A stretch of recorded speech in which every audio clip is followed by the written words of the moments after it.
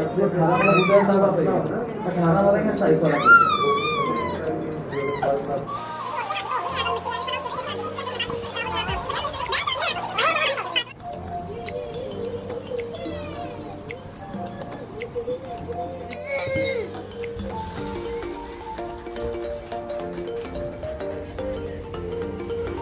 हवा चल रही है ठंडी ठंडी। हेलो जी, अस्सलाम वालेकुम, कैसे हैं आप लोग। तो आज की वीडियो की शुरुआत करते हैं। आज मैं जा रही थी जोए को इंजेक्शन लगवाने, उसकी वैक्सीनेशन थी तो वो करवाने जा रही थी। तो हमारे पास जो डॉक्टर बैठते हैं राबिया ट्रस्ट में, वो बैठते हैं जी बुध वाले दिन।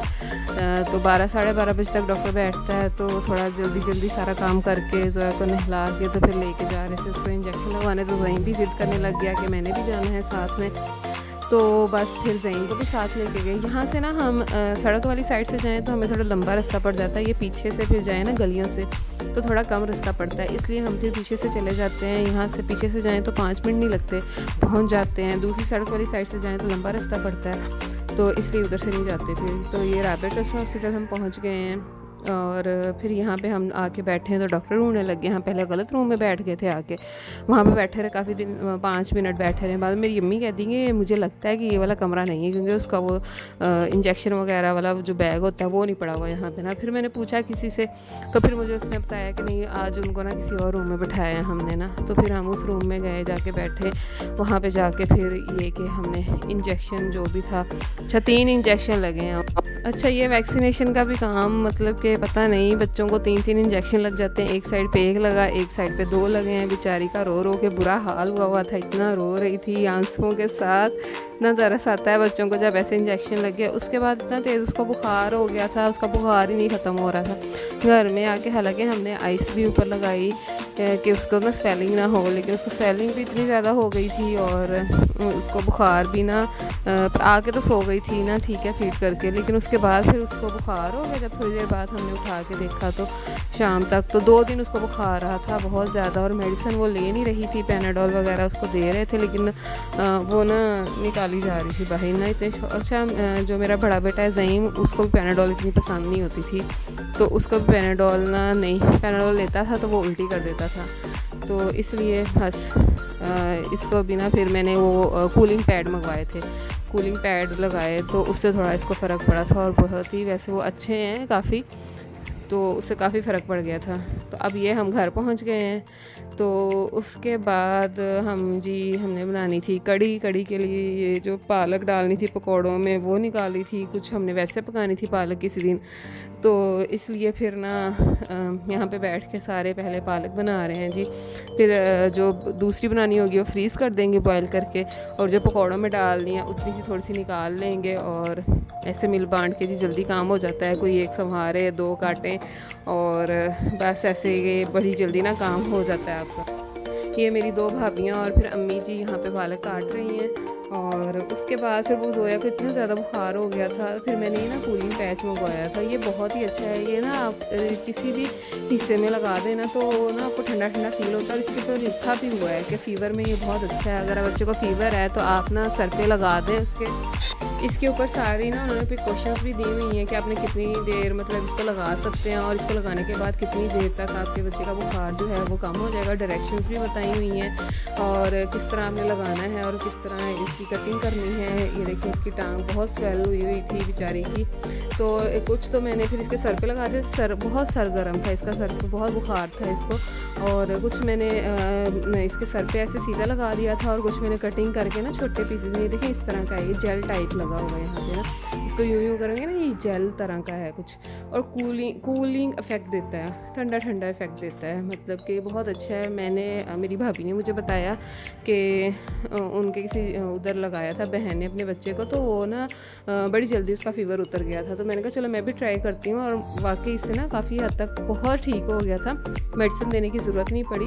और मैंने ये लगा के ना छोड़ दिया था, तकरीबन कोई 2-3 घंटे मैंने ऐसे ही छोड़ दिया था इसको ना। और यहाँ पे इंजेक्शन के निशान थे, वहाँ पे भी मैंने इसको लगा दिया था इस तरीके से कुछ कटिंग करके ना। ये देखिए ऊपर से इसकी शॉपर है, ये शॉपर की तरह ये उतर जाएगा ऊपर से इस तरह से।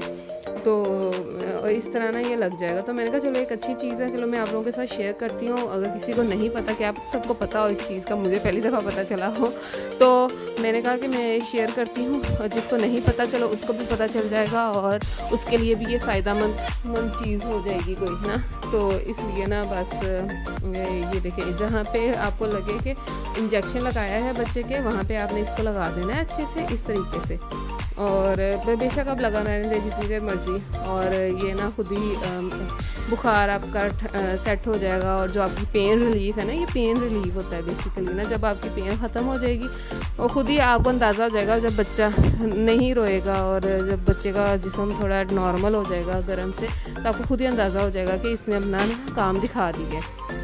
तो यहाँ पे अब यहाँ पे हम बना रहे हैं जी पकोड़े और कड़ी। तो उनके लिए हम पहले जी पकोड़े फ्राई करेंगे, बड़े ही मज़ेदार। अच्छा, जब कड़ी बने और पकोड़े बने और कोई खाए ना, ये कैसे हो सकता है? आधे पकोड़े तो खाने में ख़त्म हो जाते हैं, मतलब कि सबकी नज़रें होती हैं उन पकोड़ों पे। और सबसे पहले मतलब कि पहले एक दो जो निकलते हैं वो तो सब लोग ना खा ही जाते हैं, वो तो सबको चाहिए जी, उन्होंने खाने हैं केचप के साथ। और यहाँ पे उस दिन हो रहा था पाकिस्तान और इंडिया का मैच जी। पाकिस्तान बहुत अच्छा खेल रहा था उस दिन, लेकिन बैड लक ये हो गई कि उस दिन हो गई है बारिश, तो जिसकी वजह से मैच बीच में ही रुक गया है, ड्रा हो गया, जो भी हुआ है। तो सब बैठ के वो एंजॉय कर रहे थे। अल्लाह करे पाकिस्तान जीत जाए एशिया कप, तो इससे बड़ी और क्या बात होगी।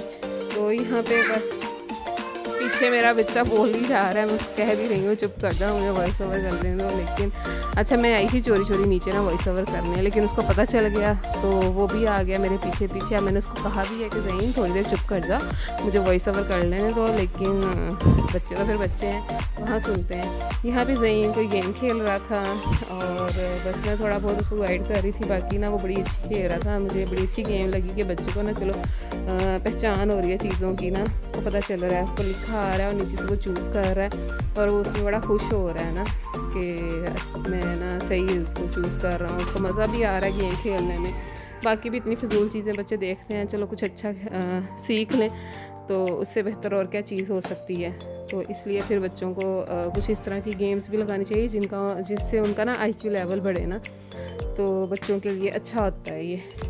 या तो बच्चे कलर कर लें या बच्चों को इस तरह की कोई चीज़ सिखा दें और मतलब उनके साथ बैठें, उनको टाइम दें।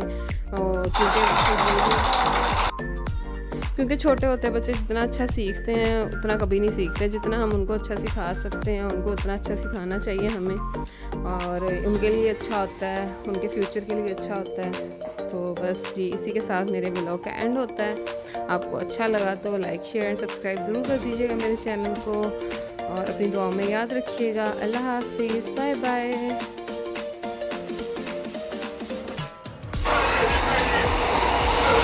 हवा चल रही है ठंडी ठंडी, थोड़ा बहुत ठंडा ठंडा मौसम हुआ है और बाहर बच्चे खूब खेल रहे होंगे, देखते हैं, चेक करते हैं। हो रहे कुछ बच्चे।